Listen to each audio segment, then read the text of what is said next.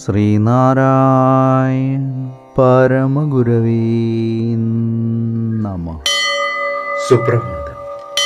1914 ദിവസമായ ഇന്ന് 2026 ആഗസ്റ്റ് മാസം 11 ചൊവ്വാഴ്ച, 1201 ആണ്ട് കർക്കിടക മാസം 26 ഗുരുവചനങ്ങളിലൂടെ രാജ്യഭരണവും മതകാര്യങ്ങളും എല്ലാം ഗൃഹസ്ഥാശ്രമിയെ ആശ്രയിച്ചിരിക്കുന്നു.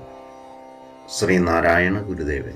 ശ്രീ നടരാജ ഗുരു എഴുതിയ ഗുരുവിരൽ എന്ന പുസ്തകത്തിൽ സാധന എന്ന് വിവരിക്കുന്നതിന്റെ 30-ാം ഭാഗമാണ് ഇന്ന് അവതരിപ്പിക്കുന്നത്.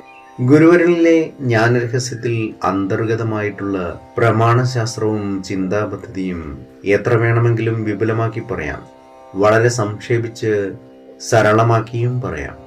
എപ്പോഴും അത് ഉൾക്കൊള്ളേണ്ടത് ഒരു ഗുരുവിന്റെ കാരുണ്യപൂർവമുള്ള അനുഗ്രഹത്തോടു കൂടി വേണമെന്ന് മാത്രം. ചില അപൂർവ സന്ദർഭങ്ങളിൽ പ്രകൃതി തന്നെ ഈ ഗുരുവിന്റെ സ്ഥാനം ഏറ്റെടുത്തെന്നും വരാം. ഒരു ഗുരുവിന്റെ ജീവിതത്തിൽ പക്വമായി വന്ന ജ്ഞാനപ്പഴം അനേകം ഗുരുക്കന്മാർ സ്വന്തം ജീവിതത്തിൽ പുനരാവിഷ്കരിച്ചെന്നും വരാം. എങ്ങനെ കൈവന്നതായാലും ഈ ജ്ഞാനം ഷേക്സ്പിയർ വാഴ്ത്തിപ്പറയുന്ന കാരുണ്യാമൃതം പോലെ കൊള്ളുന്നവനെയും കൊടുക്കുന്നവനെയും ഒരുപോലെ അനുഗ്രഹീതമാക്കുന്ന സ്വഭാവമുള്ളതാണ്.